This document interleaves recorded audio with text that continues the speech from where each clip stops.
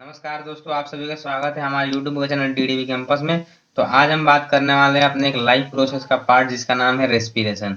हमारे life process का digestion and nutrition का टॉपिक पूरा कवर हो चुका है, जो कि एक प्लेलिस्ट में हमने कवर किया था। उस प्लेलिस्ट का लिंक डिस्क्रिप्शन बॉक्स में दे दिया जाएगा, तो आप वहां से देख लेना, ठीक है।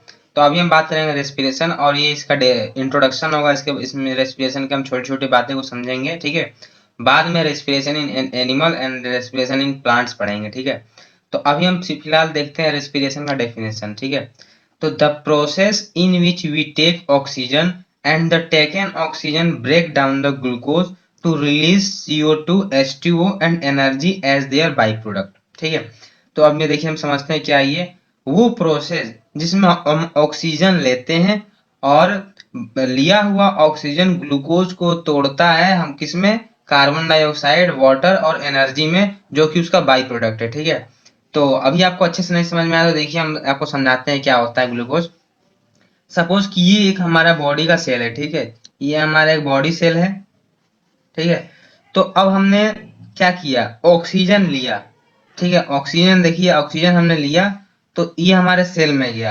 अब सेल में ग्लूकोज स्टोर होगा, ठीक है। ग्लूकोज स्टोर एब्जॉर्ब, जो हमने एब्जॉर्ब किया था अपने बॉडी में, ठीक है, तो वो हमारा स्टोर होगा यहाँ पे। तो देखिए ग्लूकोज का फॉर्मूला क्या होता है, C6H12O6, ठीक है। तो अब हमारा ये ग्लूकोज का फॉर्मूला हो गया, प्लस हमने ऑक्सीजन इसमें लिया, तो ये हमारा क्या होगा, ये टूट जाएगा किसमें, 6CO2 plus 6H2O plus energy, ठीक है। तो ये हमारा एक रेस्पिरेशन का रिएक्शन है, ठीक है। देखिए रेस्पिरेशन का और भी रिएक्शन होते हैं। सपोज हमारे मसल सेल में जो हो रहा है उसका रिएक्शन अलग होगा। ईस्ट में, जैसे ईस्ट होता है एक माइक्रो ऑर्गेनिज्म, उसमें होगा, उसमें उसका रिएक्शन अलग होगा, ठीक है। तो मतलब मतलब कि हर कंडीशन के अकॉर्डिंग हमारा रिएक्शन बदलता है, ठीक है। तो उसकी हम बात बाद में करेंगे। फिलहाल मैंने आपको समझने के लिए एक रिएक्शन बताया हुआ है, ठीक है। तो देखिए यहाँ पे क्या हुआ, हमने ऑक्सीजन लिया तो जो हमारा सेल में हमारा ग्लूकोज था वो ब्रेक डाउन हुआ किसमें, कार्बन डाइऑक्साइड में, वाटर में और एनर्जी में। ये तीन भागों में ब्रेक डाउन हुआ। तो इसी प्रोसेस को हम कहते हैं रेस्पिरेशन। हम दूसरे टॉपिक के बारे में बात करते हैं। दूसरा टॉपिक है हमारा ब्रीथिंग, ठीक है।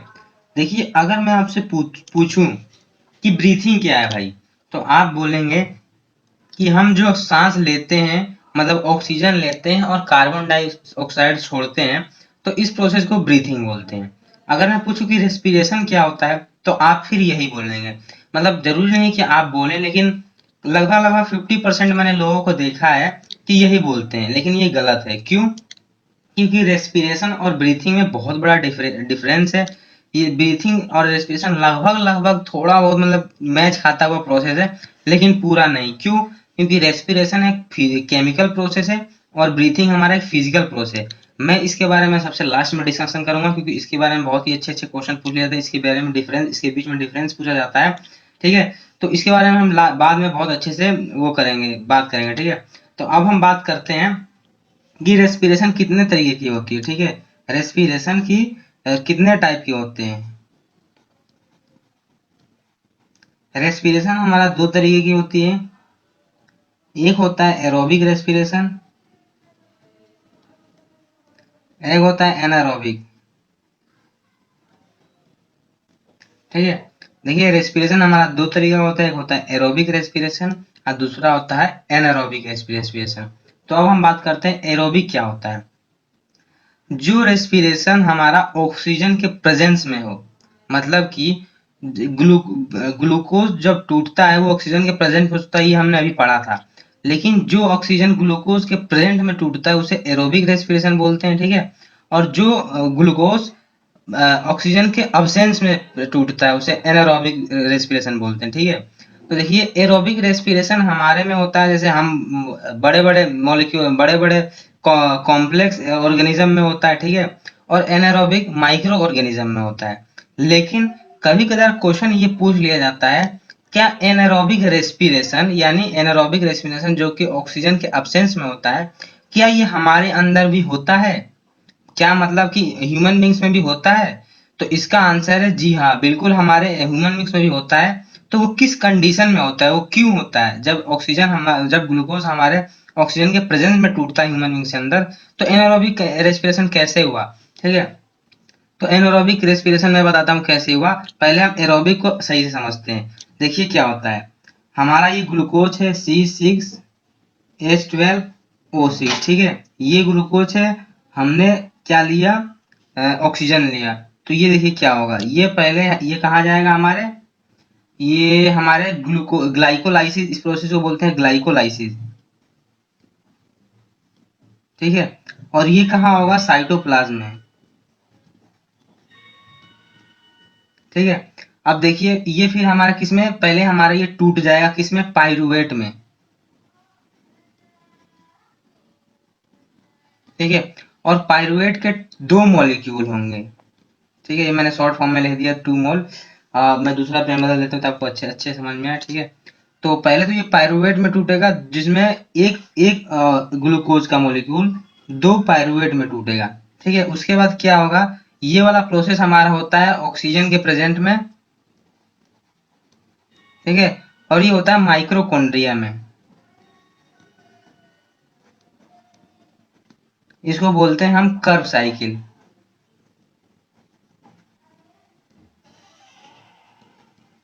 ठीक है।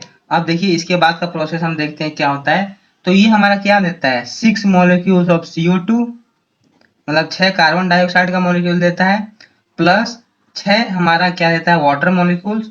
और हमारा एनर्जी देता है, एनर्जी कितना देता है, 38 ATP। एटीपी का फुल फॉर्म अभी हम देखेंगे, ये हमारा क्या है, एनर्जी है, ठीक है। एक बार और देखते हैं, एरोबिक रेस्पिरेशन में हमारा ग्लूकोज कैसे टूटता है। देखिए ये हमारा फॉर्मूला है किसका, ग्लूकोज का, C6H12O6। तो ये एक मॉलिक्यूल ग्लूकोज, जब हमने ऑक्सीजन लिया तो पहले ग्लाइकोलाइसिस के प्रोसेस, देखिए कई बार पूछ लिया जाता है कि भाई ग्लाइकोलाइसिस क्या होता है, ठीक है। तो the break down of glucose is known as glycolysis, ये ग्लाइकोलाइसिस का प्रोसेस हो गया। अब ये हमारे साइटोप्लाज्म में प्रोसेस होगा, ठीक है। क्या होगा, एक मॉलिक्यूल ऑक्सीजन के प्रेजेंस में टूटेगा, किसमें टूटेगा, पाइरूवेट में। कितने मॉलिक्यूल पाइरूवेट के बनेंगे, 2 मॉलिक्यूल। और उसके बाद क्या होगा कि हमारा माइक्रोकॉन्ड्रिया में ऑक्सीजन के प्रेजेंट में फिर से ये टूटेगा, फिर क्या बनाएगा, हमारा 6 CO2 बनाएगा, जो कि हम निकाल देंगे अपने बॉडी से, एक्सक्रीट कर देंगे। एंड 6 H2O बनाएगा, ठीक है, 6 molecules of H2O। And 38 ATP of energy बनाएगा, ठीक है। अब ATP क्या है भाई, इसका फुल फॉर्म होता है एडेनोसाइन ट्राइफॉस्फेट, ठीक है। इसका फुल फॉर्म कई बार पूछ लिया जाता है, इसका फुल फॉर्म है एडेनोसाइन ट्राइफॉस्फेट, ठीक है। तो ये 38 ATP की एनर्जी बनाएगा, ठीक है। तो अब हम देखते हैं एनारोबिक रेस्पिरेशन क्या होता है। एनारोबिक रेस्पिरेशन की भी हम वो पढ़ लेते हैं, क्या नाम है, रिएक्शन, फिर हम आगे बढ़ते हैं। देखिए एरोबिक रेस्पिरेशन में भी कुछ ऐसा होता है कि फिर से एक मॉलिक्यूल ऑफ ग्लूकोज लिया जाता है, C6H12 एंड O6, ठीक है। तो इसमें क्या होता है कि हमारा ऑक्सीजन के अब्सेंस में होता है, ठीक है। तो इसका भी, ये भी हमारा ग्लाइकोलाइसिस का प्रोसेस हो, ये भी हमारा साइटोप्लाज्म में होता है, ठीक है। तो ये क्या होता है, हमारे पाइरूवेट में लगभग यहाँ तक हमारा सारा प्रोसेस वही होता है। तो पाइरूवेट में टूटेगा, फिर इसके आगे क्या होगा, इन दी अब्सेंस ऑफ O2, मतलब ऑक्सीजन के अब्सेंस में। और ये ईस्ट में होता है, ईस्ट एक माइक्रो ऑर्गेनिज्म है जिसका के बारे में आपने पढ़ा होगा, ठीक है। और इस प्रोसेस को बोलते हैं फर्मेंटेशन, ठीक है। तो अब देखिए इसमें निकलता क्या है, बाई प्रोडक्ट, ठीक है। इसकी यहाँ आगे हम समझ लेते हैं।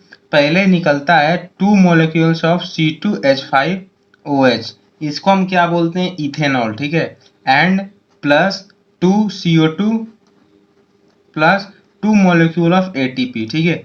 ये हमारा माइक्रो ऑर्गेनिज्म में होता है एनारोबिक रेस्पिरेशन, इसमें रिएक्शन है 6H12O6, जो कि हमारा ग्लूकोज है। एक ग्लाइकोलाइसिस के प्रोसेस के थ्रू साइटोप्लाज्म में हमारा पाइरूवेट के फॉर्म में टूटता है इन दी अब्सेंस ऑफ ऑक्सीजन के, ठीक है। और ये ईस्ट या फिर कोई भी माइक्रो ऑर्गेनिज्म में हो सकता है जो कि ऑक्सीजन नहीं लेते हैं, और इस प्रोसेस को बोलते हैं फर्मेंटेशन, ठीक है। फिर ये हमारा बाई प्रोडक्ट क्या देता है, 2 मॉलिक्यूल ऑफ इथेनॉल, ये इथेनॉल का हमारा फॉर्मूला है C2H5OH plus 2 molecules of carbon dioxide and 2 molecule of ATP, and जिसको बोलते हैं हम एनर्जी। मैंने अभी अभी इसका फुल फॉर्म बताया, एडेनोसाइन ट्राइफॉस्फेट, ठीक है। तो अब हम बात करते हैं कि भाई एनारोबिक रेस्पिरेशन ह्यूमन बींग्स में कब होता है। तो देखिए, जब हम हैवी एक्सरसाइज करते हैं तब हमारा क्या होता है, हम बहुत ही जल्दी जल्दी जब हम सपोज कि हम बहुत ज़्यादा तेज दौड़ रहे हैं तो वो हमारा एक हैवी एक्सरसाइज हो गया एज देयर हमारे एज कम्पेयर टू हमारे बॉडी के नॉर्मल कंडीशन, ठीक है। तो वो हमारा बहुत हैवी एक्सरसाइज हो गया। तो उस समय क्या होता है, हम बहुत जल्दी जल्दी सांस लेते हैं। तो हम इतना जल्दी जल्दी सांस लेते हैं तो हमारे एक एक मसल्स तक ऑक्सीजन जल्दी जल्दी उतना पहुंच नहीं पाता है। तो उस समय क्या होता है कि जो हमारा ग्लूकोज होता है वो लैक्टिक एसिड में कन्वर्ट हो जाता है, ठीक है। तो लैक्टिक एसिड में कन्वर्ट हो जाता है। तो देखिए, फिर से यही बात हो गई ना कि जब वहां पे ऑक्सीजन पहुंच नहीं रहा है तो ऑक्सीजन के अब्सेंस में वहां रेस्पिरेशन हमारा हो रहा है, ठीक है। तो वहीं पे ये वाला रिएक्शन होता है। तो उस समय क्या होता है कि हमारे बॉडी में इथेनॉल बन जाता है। इथेनॉल के बनने के कारण हमारी बॉडी में क्या होता है, हमारे बॉडी में एक दर्द होता है। सपोज कि मैं आपको बोल दूं भाई यहाँ पे चेयर बन के खड़े, मान लो कि आपको किसी ने पनिशमेंट दे दिया क्लास में कि चेयर बन के खड़े रहो, तो आपको क्या होता है, आपको जांघ के पास दर्द उठ जाता है। वो दर्द किस लिए होता है, वहां पे आपको बन जाता है इथेनॉल। तो इथेनॉल की वजह से वहां दर्द होता है। सपोज कि आप पहली पहली बार बहुत ज्यादा जिम में हैवी एक्सरसाइज कर देते होगे, जो जिम जाते होंगे उन्हें पता होगा, जब पहली पहली बार में कोई बंदा बहुत ज्यादा हैवी एक्सरसाइज करता है तो उसके हाथ पैर 2-3 दिन तक काफी ज्यादा दर्द होते हैं। वो क्यों दर्द होते हैं, क्योंकि उस जगह इथेनॉल का फॉर्मेशन हो जाता है, ठीक है। तो वहां पे हमें बहुत ज्यादा दर्द होता है। अब ये क्वेश्चन आ जाता है कि अब इस दर्द से बचने के लिए, हमें दर्द से जल्दी से बचने के लिए क्या एक उपाय करना होगा।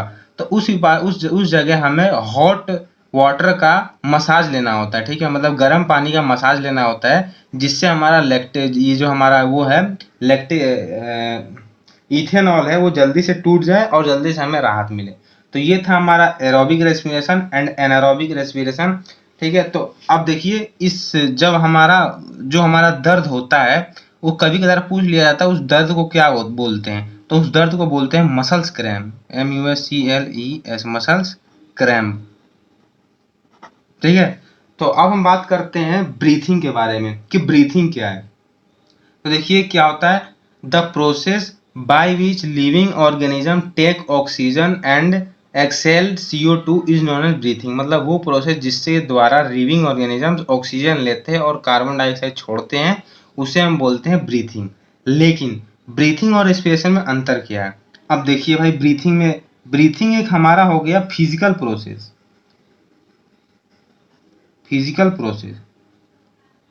ठीक है। ब्रीथिंग हमारा एक फिजिकल प्रोसेस क्यों हुआ, क्योंकि हमारा उसमें हमारा नाक, लंग्स, बस इतना ही हमारा सिस्टम इन्वॉल्व होता है। क्यों, क्योंकि हम लिए हमारा ऑक्सीजन लिए अपने नाक के थ्रू, तो हमारे ट्रेकिया पाइप के थ्रू हमारे लंग्स तक जाएगा, और लंग्स से हमारा कार्बन डाइऑक्साइड लेके फिर से हमारा नोज के थ्रू बाहर निकाल देगा। तो बस हमारा इतना ही प्रोसेस हुआ ब्रीथिंग का। तो भाई ब्रीथिंग इसीलिए फिजिकल प्रोसेस है क्योंकि यहाँ कोई भी केमिकल रिएक्शन नहीं हो रही है। तो अब बात करते हैं हम रेस्पिरेशन की। रेस्पिरेशन एक हमारा हो गया केमिकल प्रोसेस। अब ये केमिकल प्रोसेस क्यों है, क्यों, क्योंकि इसमें बॉडी का एक छोटा से छोटा हर एक, मतलब कि पूरे सेल्स इन्वॉल्व होते हैं, और यहाँ पे होता है केमिकल रिएक्शन, जिस केमिकल रिएक्शन के थ्रू हमें मिलता है एनर्जी, ठीक है। तो देखिए, ये इसीलिए हमारा केमिकल प्रोसेस कहलाता है। क्यों, क्योंकि देखिए हमने नोज के थ्रू ऑक्सीजन लिया, फिर ट्रेकिया पाइप के थ्रू लंग्स तक गया, लंग्स में एल्वलाई होंगे, एल्वलाई के थ्रू हमारे ब्लड में हमारा ऑक्सीजन जाएगा, ऑक्सीजन मतलब कि ब्लड में हीमोग्लोबिन होंगे, हीमोग्लोबिन हमारा ऑक्सीजन के मॉलिक्यूल्स को लेकर हर एक बॉडी पार्ट तक जाएगा, ठीक है। हर एक बॉडी पार्ट तक मतलब हर बॉडी पार्ट तक नहीं जाएगा, हर एक बॉडी सेल्स तक जाएगा। तो उस सेल्स में होंगे ग्लूकोज, तो फिर हमारा ऑक्सीजन और ग्लूकोज में केमिकल रिएक्शन होगा, उस केमिकल रिएक्शन के कारण हमें एनर्जी मिलेगी। तो यहाँ एक हो रहा केमिकल रिएक्शन, इसलिए हमारा हो गया ये केमिकल प्रोसेस, ठीक है। तो ये हमारा बहुत ही बड़ा डिफरेंस है ब्रीथिंग और रेस्पिरेशन में। तो अगर आपसे कोई पूछे ब्रीथिंग क्या होता है, रेस्पिरेशन क्या होता है, तो आप अब अच्छे से बता सकेंगे, ठीक है। तो ये हमारा था रेस्पिरेशन का इंट्रोडक्शन। अगली हम टॉपिक में बात करेंगे हम पूरे अपने रेस्पिरेटरी सिस्टम के बारे में। तो जल्दी मैं वो टॉपिक लेके आने वाला हूँ। फिलहाल की ये टॉपिक आपको कैसी लगी कमेंट सेक्शन में जरूर कमेंट करिए। अगर अच्छी लगी तो वीडियो को हर बार की तरह लाइक करिए, चैनल पे अगर आप नए हैं तो सब्सक्राइब करिए एंड थैंक यू।